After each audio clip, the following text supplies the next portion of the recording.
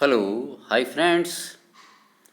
Today, now I am beginning my second video related to memory facts, and today I am focusing on my personal subject, that is from 10th class social science, and after that I will start in 11th class political science.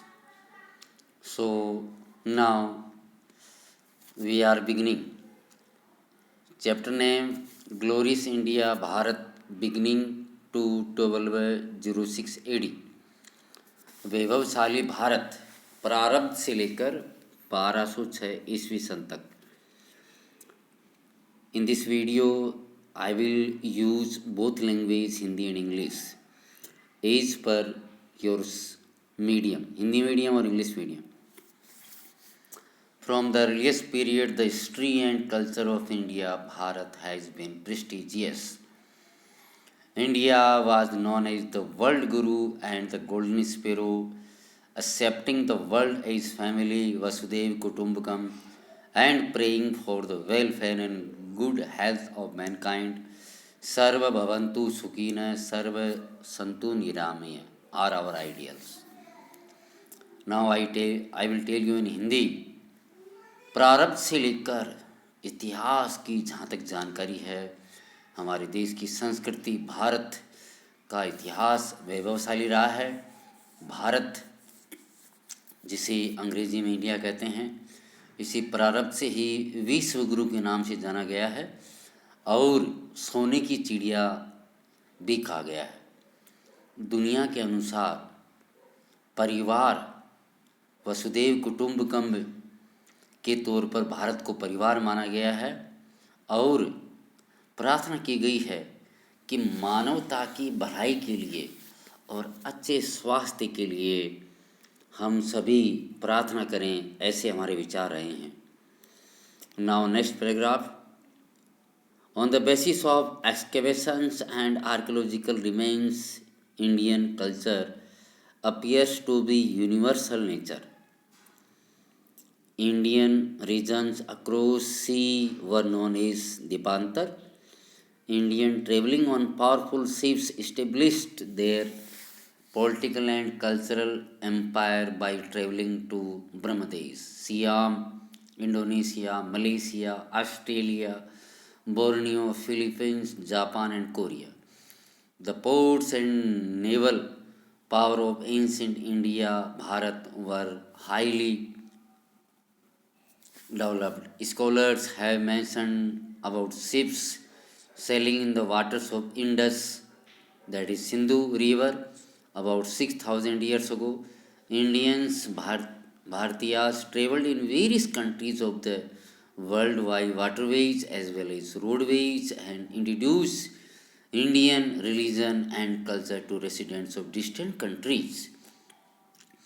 These courageous people propagated Indian philosophy, astrology, architecture, military science, political science, music, and Vedic treatises all over the world. Thus, we notice an extremely developed manifestation of the ancient Indian civilization. Now, I will tell you the second paragraph in Hindi. Excavation means खुदाई, archaeology means पुरातात्विक जो अवशेष थे भारतीय सभ्यता के, संस्कृति के, और जो उत्खनन कार्य हमने किया, उसको देख के हमें प्रतीत हुआ कि हमारी जो सभ्यता है वह सार्वभौमिक प्रकृति की है. भारतीय क्षेत्र में ये समुद्र तक जो हमारा क्षेत्र है उसे द्वीपांतर के नाम से बोला गया. यहाँ भारतीय लोगों ने बड़े बड़े शक्तिशाली जहाज़ों के माध्यम से दूर देशों तक यात्रा की. इन दूर के देशों में प्रमुख नाम है Brahmadesh, Siam, Indonesia, Malaysia, Australia, Borneo, Philippines, Japan और कोरिया. प्राचीन भारत के जो बंदरगाह है और जो जल सेना है वो इतनी विकसित थी कि हमारे यहाँ के जो विद्वान स्कॉलर्स हैं, इन्होंने उसका उल्लेख अपनी पुस्तकों में किया है। हमारा जो भारत है वो सिंधु नदी के माध्यम से और 6000 वर्ष पहले और हमारे हिंद महासागर के समुद्री मार्ग से अलग अलग देशों में हमारे लोग गए और जल यात्रा और भूमि यात्रा के माध्यम से इन्होंने यात्रा की। इसके अलावा जो भारतीय क्षेत्र है, जो संस्कृति है, इस प्रकार दूर दूर के इलाकों में फैली।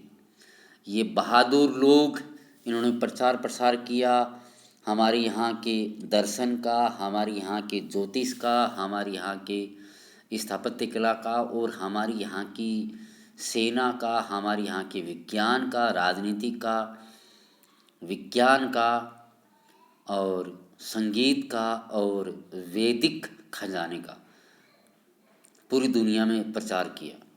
इस प्रकार हमारे सामने ये चीज़ आती है कि प्राचीन भारतीय जो सभ्यता है उसको पूरी विश्व में फैलाने में हमारे प्राचीन विद्वान लोगों ने बहुत अधिक सहयोग किया। Now I will come on third paragraph. Indus Sindhu Saraswati civilization, Vedic civilization and culture prevalent during the time of the Ramayana and the Mahabharata have been a part of golden period of India. The Vedas are regarded as the encyclopedia of knowledge. The Indus Saraswati civilization is the best civilization in respect of its architecture. The Ramayana and the Mahabharata have been renowned texts representing the ideal and policies of India. Our Mahajanpada age has been the ideal of republican and constitutional system. Existence of various Janpada is evident in post-Vedic period. By this time, iron was extensively used in eastern Uttar Pradesh and western Bihar. The technique of using iron significantly transformed the lifestyle of people, and as a result, tendency of sedentary life settlement consolidated in the society. Development of agriculture, industries, trade and commerce was instrumental in the decline of the ancient tribal system, and small Janpadas were replaced by large Janpadas. With the advent of 6th century BC, Janpadas were evolved in the form of Mahajanpadas. In the beginning of the 6th century BC, sovereign rule was completely absent in North India. India was divided into several independent states. These states were larger and more powerful than the states of post-Vedic period.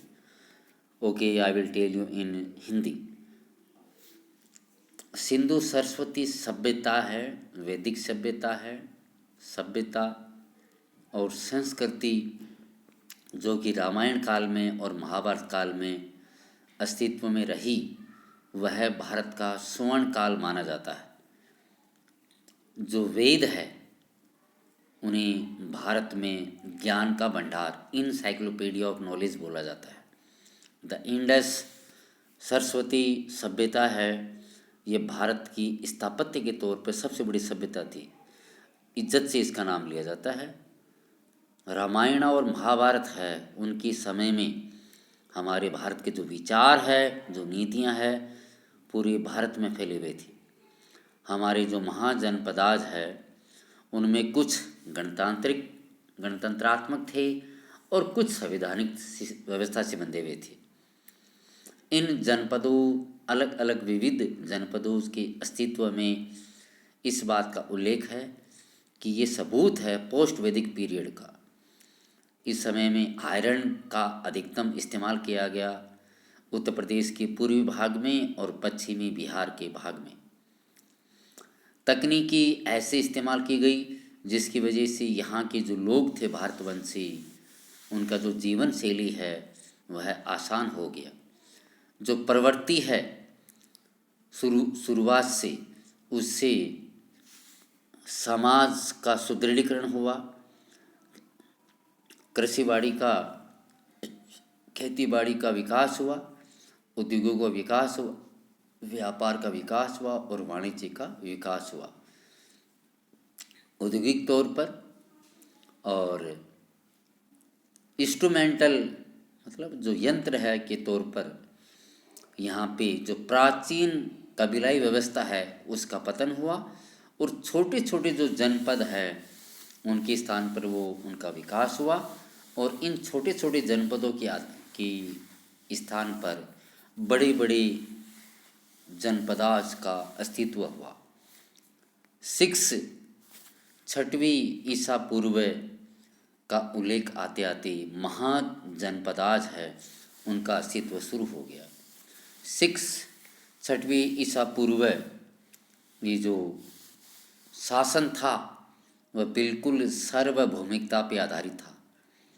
Bharat अलग अलग स्वतंत्र जनपदों में बटा हुआ था और कुछ जनपद तो इतने बड़े थे जिन्हें महाजनपदाज का नाम दिया गया।